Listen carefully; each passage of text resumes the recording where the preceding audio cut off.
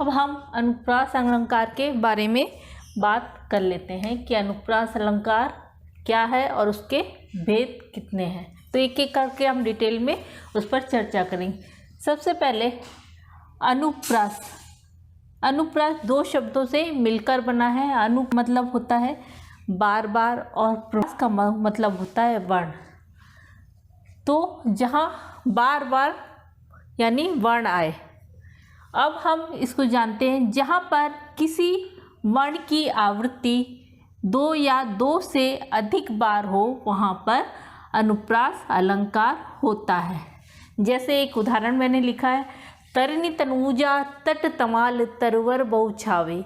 यहाँ पे क्या है, ता वर्ण की आवृत्ति कई बार हुई है, एक बार, दो बार, तीन बार, चार बार और पांच बार। तो यहाँ पे अनुप्रास अलंकार है। अब हम अनुप्रास अलंकार के जो भेद हैं उनके बारे में डिटेल में चर्चा करेंगे। सबसे पहले है हमारा छः का अनुप्रास, जहाँ एक या अनेक वर्णों की केवल एक बार आवृत्ति हो, अर्थात दो बार हमको वह वर्ण कविता में या पंक्तियों में दिखाई दे। तो यहाँ पे मैंने तीन उदाहरण लिए। पहले उदाहरण पर हम जाते हैं। कानन कठिन भयंकर भारी घोर धाम हिमवारी बयारी।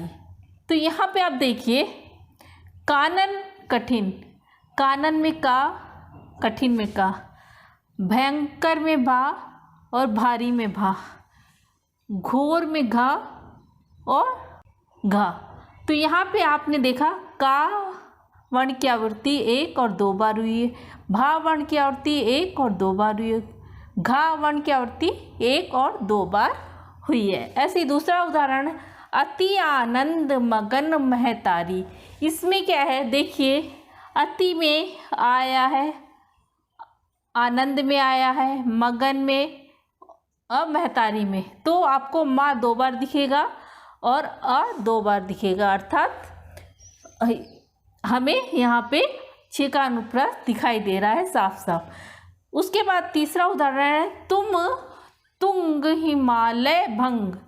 यहाँ पे देखिए तावर्ण की आवृत्ति हुई है दो बार। तो इन तीनों पंक्तियों में आपको छः का अनुप्रास आसानी से पहचान में आ रहा है। अब हम जाते हैं वृत्यानुप्रास के पास, या वृत्यानुप्रास के बारे में हम जानते हैं। इसको हम कैसे पहचानेंगे, जहाँ एक या अनेक वर्णों की अनेक बार आवृत्ति हो, मतलब बहुत बार उसको वर्ण को प्रयोग किया गया हो पंक्तियों में। अब देख लेते हैं वह कैसे। जैसे पहला उदाहरण है, चारु चंद्र की चंचल किरणें खेल रही थी जलथल में। इसमें आप देखेंगे चा वर्ण की आवृत्ति कितने बार हुई है, एक, दो, तीन, तीन बार आपको चा वर्ण की आवृत्ति दिखाई दे रही है। ऐसे ही दूसरा उदाहरण है, कारी कूर कोकिल कहाँ का बैर काटती री। कारी यहाँ पे का, कोकिल में का आपको कई बार दिखाई देगा। तो एक, दो, तीन, चार, पाँच, छः बार आपको कांवड़ की आवृत्ति दिखाई दे रही है। ऐसे ही रघुपति राघव राजा राम, इसमें आप देखिए रावण की आवृत्ति आपको चार बार दिखाई दे रही है। उसके बाद है चौथा उदाहरण है हमारा, कलावती केलीवती कलिंदजा। इसमें आपको का वर्ण की आवृत्ति अनेकों बार देखने को मिल रही है। तो यहाँ पर वृत्यानुप्रास है। तो अभी हमने छः का और वृत्यानुप्रास के बारे में जाना। अब हम आगे बाकी के बचे तीनों अनुप्रासों के बारे में जानेंगे। अब हम अनुप्रास अलंकार के तीसरे भेद श्रुत्यानुप्रास के बारे में जानेंगे। श्रुत्यानुप्रास जैसे नाम से ही पता चल रहा है कि सुनने में जो अच्छा लगे। तो अब इसके बारे में थोड़ा सा जानते हैं कि जहाँ एक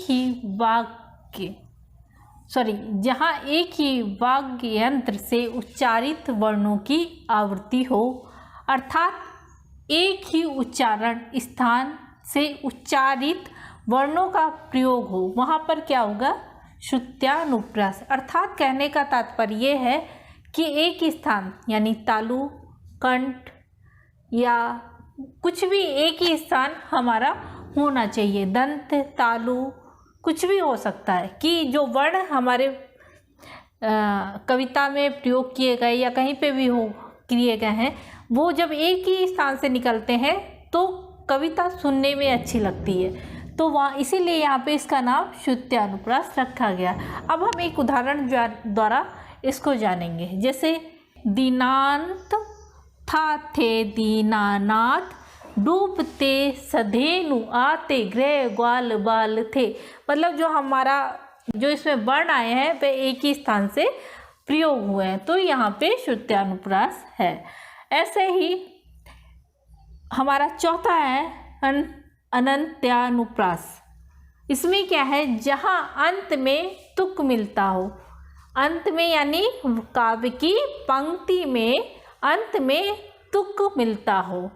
वह शब्दों में भी हो सकता है, तुक वाले शब्द होते हैं, तो वहाँ पे हमें क्या मिलेगा, अनंत्यानुप्रास।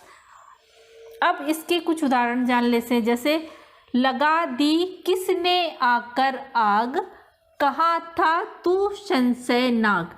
यहाँ पे देखिए आग और नाग, यहाँ पे तुक वाले शब्द हैं। लास्ट में भी गा आया है और इसमें भी गा आया है। ये एक्चुअल में पंक्ति हमें ऊपर नीचे लिखनी चाहिए, लेकिन क्या था, बोर्ड की कमी की वजह से यहाँ पे मैंने लिखा है। तो देखिए यहाँ पे तुक मिल रहा है। तुक वाले शब्द जैसे मैंने आपको पहले भी एक वीडियो में बताए हैं कि तुक लय यानी राइमिंग्स वर्ड भी इनको हम बोलते हैं, तो तुक मिलना चाहिए, तो वहाँ पे हमारा अनंत्यानुप्रास होगा। अब दूसरा उदाहरण जान लेते हैं। जैसे कहत नटत रीजत खीजत मिलत खिलत लजियात, भरे मौन में करत हैं नैननु सी सौ बात। यहाँ पे देखिए ता और यहाँ पे भी ता है, मतलब हमारा तुक मिल रहा है। और यहाँ पे एक और चीज़ है, यहाँ शब्दों में भी तुक मिल रहा है। पंक्ति के अंत में तो मिल ही रहा है, शब्दों में भी देखिए कहत में है, नटत में त है, कहत में, रीजत में ता है, खीजत, मिलत, खिलत, लजियात, सब में आपको तुक वाले शब्द दिखाई दे रहे हैं। तो यहाँ पे भी अनंत्यानुप्रास है। ऐसे ही लाटानुप्रास है, अंतिम है। ये अनुप्रास का ये अंतिम भेद है। अब हम इसके बारे में थोड़ा सा जान लेते हैं। जहाँ शब्द और वाक्यों की आवृत्ति हो तथा प्रत्येक जगह पे अर्थ भी एक हो, परंतु अन्वय करने पर भिन्नता आ जाए या शब्द दो या दो से अधिक बार आ जाए, वहाँ पे लाटा अनुप्रास होगा। मतलब लाटा अनुप्रास में एक अर्थी शब्द रहते हैं। आप कभी भी आप कोई पंक्तियाँ आपको मिलेंगी तो वहाँ पे एक पहचान ये भी है कि वहाँ पे एक अर्थी शब्द मिल जाते हैं। तो अब सबसे पहले हम एक उदाहरण द्वारा जानेंगे। सबसे पहले जैसे पूत सपूत तो क्यों धन संचय, पूत कपूत तो क्यों धन संचय। आप यहाँ पे देखिए कि ये वर्ड खाली अलग है, सपूत और कपूत। बाकी पूरी पंक्तियाँ हमारी एक दूसरे से, देखिए यहाँ पे भी पूत है नीचे, तो क्यों क्यों, धन धन, संचय संचय। तो यहाँ पे आप देखिए शब्दों की आवृत्ति हुई है, यानी दोबारा आए हैं। और क्या है, अब सपूत और कपूत, सपूत भी पुत्र है और कपूत भी पुत्र है। तो यहाँ पे देखिए इन पंक्तियों की पहली लाइन की पंक्तियों की जो अन्वय हुआ है वह सपूत के साथ हुआ है और दूसरी पंक्तियों का अन्वय है वह कपूत के साथ हुआ है। ऐसे ही हम एक और उदाहरण द्वारा इसको जानेंगे।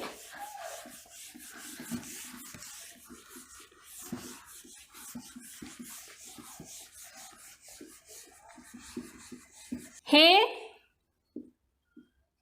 उत्तरा के धन रहो तुम उत्तरा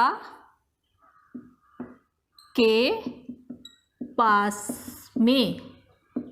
अब इसमें देखिए, हे उत्तरा के धन, रहो तुम उत्तरा के पास में।